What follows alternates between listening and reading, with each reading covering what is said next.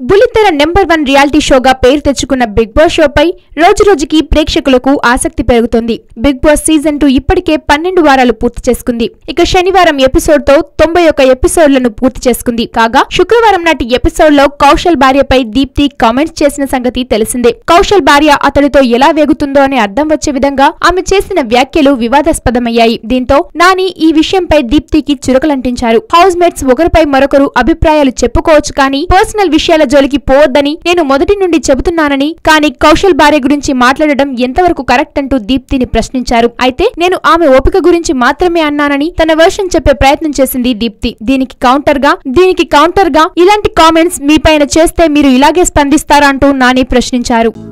Hello, మిమ్మల్నే yo-yo TV app download చేసుకున్నారా? ఇంకా లేదా? మీ యాప్ స్టోర్ కి వెళ్ళి వెంటనే డౌన్లోడ్ చేసుకోండి.